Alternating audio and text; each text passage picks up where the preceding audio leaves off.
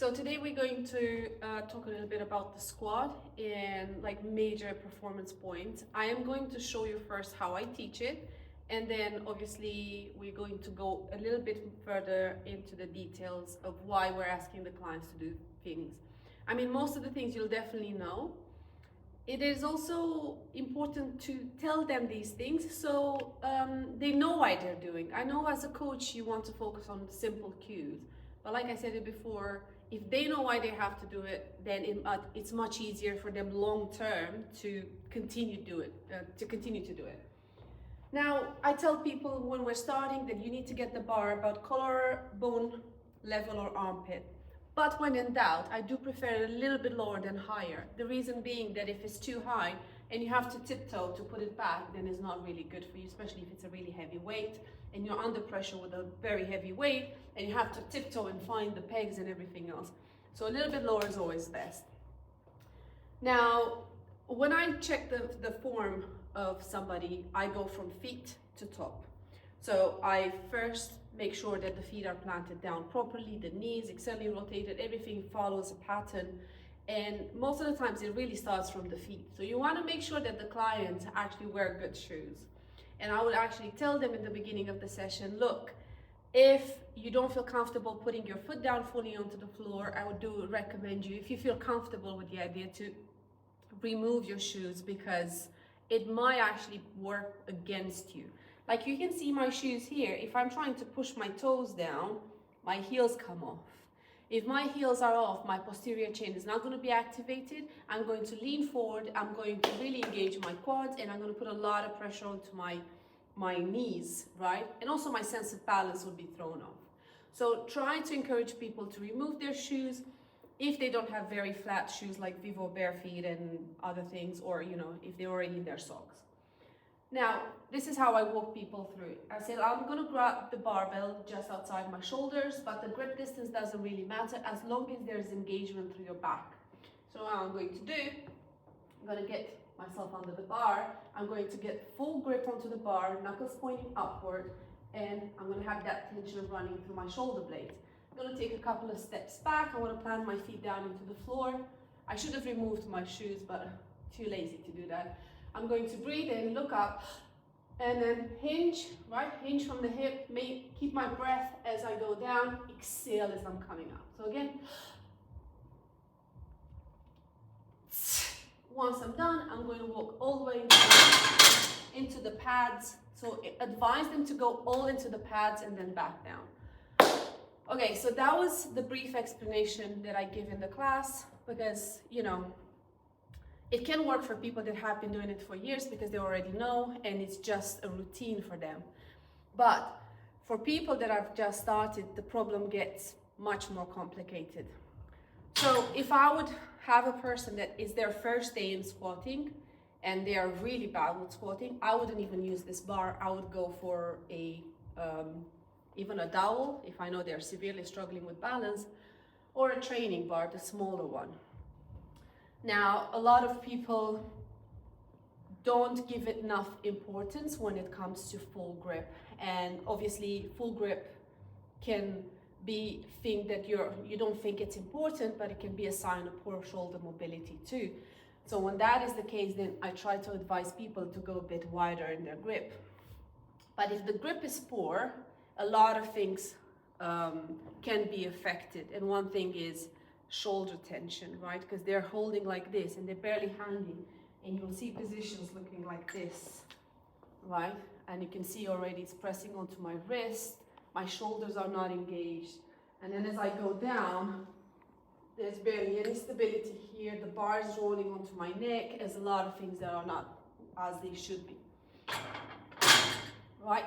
So if somebody's squatting for the first day, I might consider taking a smaller bar, a training bar. I will definitely bring them a wall ball station, because that gives them the hip, Now, I have had situations where people are a bit shorter and I've had to bring them different things than a wall ball. A wall ball might be good for most of people, but sometimes it can be a med ball, like one of those things if the person is a bit shorter. So I'm going to take one of those med balls and I'm going to put it on a thicker plate. And then, it amounts to that level of depth that they need.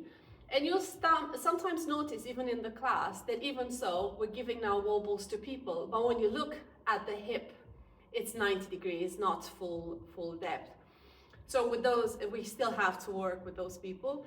And they have an impression, oh, everything's going well, but they should in reality go lower. But yeah, you don't necessarily have to use the wall ball as a hip crest for everybody. You have to decide. Actually, the wall ball is only giving you a 90-degree angle. So that's like, only halfway. But if they're already struggling with this, you might want to keep that for a while to just give them that sense of confidence, especially if they've never squatted before. To just allow them to squat like that for the time being, because if they're already struggling there, why even ask them to go lower? That would be crazy. Okay, so with that person, what you want to do in the beginning, what I do, because I don't know if you've ever seen people squatting for the first time, they really have a very bad feeling. This is unnatural for them. They're really struggling with it. I'm not going to start giving them 1,000 informations. I'm going to allow them to do 8 to 10 reps the way they want to in the beginning, okay? Maybe I'll give them a cue if their heels are coming out, like keep your heels down, everything. Okay, but this is how it looks like when they are squatting for the first time. They're like, they don't know where they are, they don't understand what's happening. So it's quite hard to teach them. There are people that have confidence, but I've seen this very many times. So what you want to do then, allow them to get familiar with the bar, at least for 2 rounds. Then you start coaching them a little bit more, okay? So, let's first start with a hinge, right? Because if they start with a hinge, then they can actually plant their heels down more into the floor. If they start by bending their knees, which everybody thinks that's the first thing you should do, their squat's gonna look like this, and you won't understand what's happening there. So ask them to start by pushing their bum down and then just sitting back, okay? And that is the first rule. For more advanced people, you want to say, I'm gonna go with both. But even for everybody, this works. Hips back and down, okay? Sorry. So when you're starting to coach somebody, have the whole view from the floor. Look at their feet. Look at the position of their knees. You want to make sure that the hips are open from the top here and the knees are externally rotated and they're tracking their toes. You want to see the enhancement of the arch. I know it's quite complicated and there's a lot of things to look for, but if the squat doesn't look right, you have to look at all the things. Okay, so where are the feet positioned? Where are the knees going? Where are the hips? Where is he looking? How is he breathing? Is he butt winking? Is he doing a stripper squat? Have you heard of these things? You haven't probably. A stripper squat looks like this. They come in here and then they do this and then they come out, which is very dangerous. I've seen somebody failing in a 1 rep max where the bar wanted to roll off their neck. It's not nice. So make sure that you're telling them that they have to drive through the bar to come into that standing position. So everything has to fit in there. Now, when it comes to bracing, these are 2 really important things, and I think they go more into the highly specialized coaching, because these are things I personally struggled with, which I wasn't really aware. And bracing and learning how to hinge and how to keep your core in tension can really skyrocket the amount of weight you're lifting. So one of the things I see continuously is people squatting like this. So it really puts a lower back pressure, and then they go down here and then they butt wink, right? It's a very different thing to hinge from your hip whilst maintaining your core engaged and then go down. And it's a very different thing to stick your butt out and then look like a duck. So if somebody is butt winking, you have to look at their core. If they're arching their lower back and they're looking like this, the rib cage is sticking out and things like that. So what you want to advise them is to actually maybe use this stick, the dowel, to teach them how to hinge from the hip and not by doing that. Another thing you want to be looking at is full extension at the top. You want to have that full extension at the top because you'll see people still doing this. So So they squat and they keep their butt back, and that puts a lot of pressure on their lower back. And finally is the bracing and the breathing pattern. You want to learn how to explain diaphragmatic breathing, which is really hard, to be honest. And I mean, for people that have, like, I've noticed from my personal experience, people that are singers, that have yoga experience, Pilates experience, they're quite good at it. They don't understand why and how in the beginning, because in Pilates, in yoga, they do it in a different way. They're breathing out. But they have that ability to get the bracing, you know, and then it's just a question of retraining it. But you want to, when you're breathing for bracing, and you want to practice this, is the kind of breathing that you take where it goes right in here, it doesn't go into your chest. So if I have two fists here and I breathe in,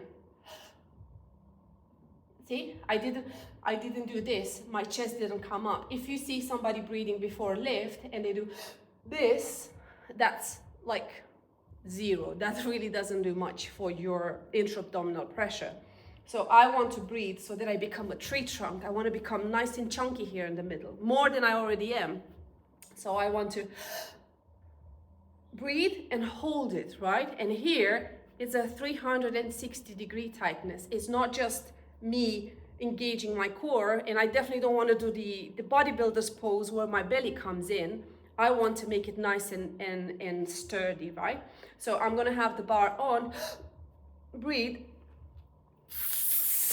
right? And I've pushed through and squeezed my muscles in so that it creates more intra-abdominal pressure, as opposed to when you come up, you're like an empty bag, you just want to bend. There, this is probably like a separate whole video about how we can teach people to do that. I mean, there are breathings on the floor, there are pelvic floor exercises, there are all sorts of chicken trips to teach people how to engage their core, and obviously something we work a lot on the studio. But I think this kind of narrows down to all the, you know, most of the things that we have to face in the studio when it comes to teaching people how to squat. It's really important for them to get the depth. So as a coach, I look at this, is it a full squat? Is hip crest below the knee line? Where are they looking at? Where is their chest pointing at? Because if they're looking at the floor, their chest is probably down too. How are their feet planted? You can see their heels onto the floor. Is full grip on the bar. I know it's a lot of stuff, but you kind of, like, by doing this most of the times, you see what is wrong. You know, where are their elbows? Is there a shelf there? Is the bar sitting on their necks, or is it sitting on the traps? That's a really important aspect too. And in time, looking at that, because you get a feeling immediately, okay, something's not right there, let's see. Dim, dim, dim, dim, dim, and you go, like, okay, that person is looking down, and then, you know, they obviously don't have a very good sense of balance. As a rule of thumb, in order to achieve good balance in a squat, the bar needs to be in the foot box, right? So wherever I am from a side view, the bar needs to be anywhere above my feet, right? So if you look at the bubble on the side of the bar, I'll show you. So the bar needs to be somewhere above my feet. If the bar starts going forward, I'm losing my balance. I've not seen many people leaning back. Actually, I've not seen none. Most tendency is to slip forward. So you want to maintain your chest upright and then come into a standing position. So if you see them struggling with balance, you want to look from the side and see if the bar is over their feet or not. Well, I mean, that was a lot, and I'm out of breath. I hope it helps, and if you have any questions, please leave some comments, or anything that you feel like I've missed, let me know, and I'll see you in the next one.